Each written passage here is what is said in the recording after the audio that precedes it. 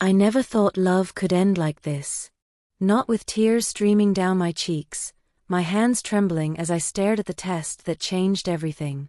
2 pink lines. I sat on the edge of my bed, the air around me heavy, almost suffocating. The hum of the ceiling fan did little to drown out the sound of my own heartbeat. My name is Mira, and at 24, I thought I knew what it meant to love and be loved. Until that morning. I stared at the test again, as if the result might somehow change if I looked hard enough. But it didn't.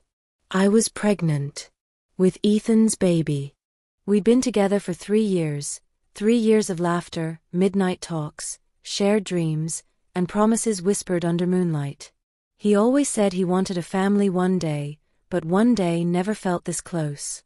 Never felt this real. When I called him and told him to come over, I thought maybe he'd smile, hold me, and say, "We'll figure this out together." I was wrong. He arrived 30 minutes later, wearing his usual black hoodie and the nervous half-smile I used to find so adorable. "What's going on, Mira? You sounded weird on the phone." I handed him the test. No words, just silence thick enough to choke on. His eyes darted between my face and the small stick in my hand.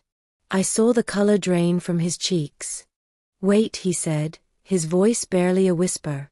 "You're pregnant." I nodded. He took a step back, rubbing his temples like he was trying to erase the thought. How far along are you?" "About 5 weeks." The next few seconds felt endless. I wanted him to smile, to hug me, to say something, anything. Instead, he sighed. "Mira, this can't be happening." My heart dropped. "Ethan, what do you mean?" "I mean, we're not ready for this. You know my job isn't stable, and you're still paying off your student loans. We're barely managing rent.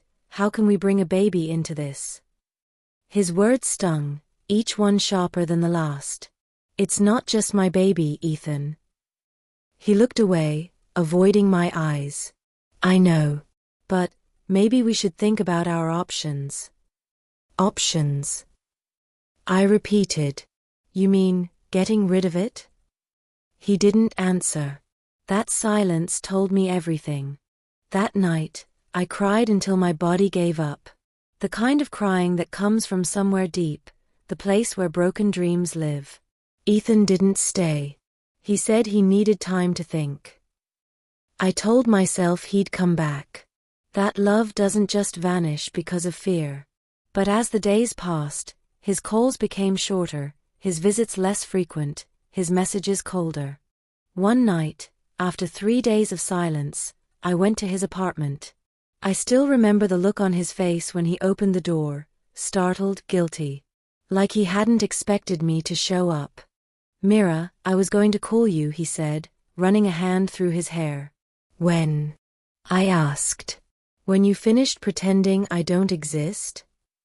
He sighed, stepping aside to let me in. The air smelled faintly of beer and cigarette smoke, something he'd promised he quit. "I'm sorry," he said quietly. I don't know what to do. I'm scared." I crossed my arms. "You think I'm not?" "I'm terrified, Ethan. But you're the one I thought I could lean on." He sat down on the couch, elbows on his knees. "I can't do this, Mira. Not now. I'm not ready to be a dad." My heart cracked. "So you're just leaving?" He looked up at me, eyes red. "I don't want to ruin your life." "You're not ruining it, Ethan. You're part of it. Or at least you were." He shook his head. "You deserve someone better than me. Someone who won't mess this up." Those were his last words to me that night. And maybe forever. The days that followed were a blur of nausea, tears, and sleepless nights. I quit my part-time job at the cafe because I couldn't keep pretending to smile at customers when my whole world was collapsing. My mom was gone, she passed when I was 18, and my dad lived 3 towns away, remarried to someone who didn't even know I existed. So I was alone. Completely alone. I spent hours staring at the ceiling, one hand on my stomach, wondering what kind of person I was bringing into the world. Would my baby ever forgive me for the world it was born into? For the father who walked away? One evening, I got a message from Ethan. I think it's best if we don't see each other for a while. I'm sorry, Mira. Please take care of yourself. I stared at that message for what felt like an eternity. Then I deleted it. Months passed. My body changed. My clothes didn't fit. My emotions lived in a constant storm between heartbreak and hope. There were nights when I dreamt of him the way he used to trace his fingers on my back, whispering how much he loved me. I'd wake up reaching for a ghost. But slowly, something inside me shifted. The pain didn't vanish, but it became quieter. Every time I felt the baby kick, I realized I wasn't truly alone. I had someone now, someone who needed me more than anyone else ever had.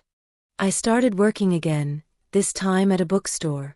The owner, an old woman named Clara, hired me without asking too many questions. Everyone deserves a new start, she said. Every morning, I'd open the shop, breathe in the smell of paper and ink, and tell myself that maybe life wasn't over, maybe it was just different now. One afternoon, about 6 months into my pregnancy, Ethan showed up. I froze when I saw him standing at the bookstore door, hands stuffed into his jacket pockets. He looked thinner, tired. His eyes darted to my belly before meeting mine. "Hi," he said softly. I swallowed hard. "Hi. I heard from one of your friends that you work here. I just wanted to see you." I crossed my arms, unsure whether to scream or cry. "Why now?"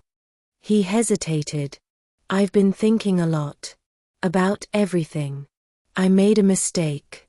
I felt tears prick the back of my eyes, but I refused to let them fall. "You didn't just make a mistake, Ethan. You walked away when I needed you most." He nodded, guilt flooding his face. "I know. I panicked. I was scared. But I never stopped thinking about you." I laughed bitterly. "You think that changes anything?" He looked down. "I just wanted to say I'm sorry. And if you'll let me, maybe I can help. I want to be there, for the baby." My heart twisted. I wanted to believe him. God, I wanted to.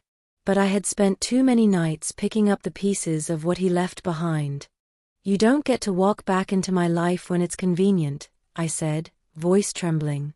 "You left me to face this alone." He nodded again, eyes glistening. "I understand." He reached into his pocket, pulled out a small envelope, and placed it on the counter. "It's not much, but it's something. For you. For the baby." I stared at it but didn't touch it. Then he whispered, "You deserve better than what I gave you." And just like that, he turned and walked out. That was the last time I saw him. A few weeks later, I gave birth to a baby girl. I named her Lila, after my mother's favorite flower, a name that meant strength and beauty all at once. When I held her for the first time, all the pain, all the tears, all the sleepless nights, they melted into something new. Something pure. She looked up at me with wide, curious eyes, and I realized that maybe love doesn't always come from the people we expect. Sometimes, it grows from the ashes of what we lose. Life wasn't easy. There were days when I couldn't afford formula, when I worked extra shifts just to keep the lights on. But there were also mornings when Lila's laughter filled the room, and I felt alive in a way I hadn't in years. I started writing again, something I hadn't done since college. Stories about hope, about women who found strength in heartbreak. And every word I wrote felt like a piece of healing. Sometimes, when the nights were quiet, I'd think about Ethan. Wonder where he was, if he ever thought about us. I didn't hate him anymore. I just hoped he'd learn something about love, about courage, about what it means to stay. Because love isn't about promises whispered in the dark. It's about showing up, even when it's hard. Years passed. Lila grew into a bright, curious little girl who loved asking questions about everything. "Mommy," she asked one day, "why don't I have a daddy like the other kids?" I knelt beside her, brushing her hair away from her face. "You have me, sweetheart. And I have you. That's enough, isn't it?" She smiled, nodding, her tiny arms wrapping around my neck. "You're the best mommy in the world." And in that moment, I knew she was right. Sometimes, life breaks you just to rebuild you stronger. I still walk past the cafe where Ethan and I used to meet. The same corner table where he told me about his dreams. The same place where I first fell in love. I don't avoid it anymore. I just smile, not because I miss him, but because that love, even in its ending, taught me something real.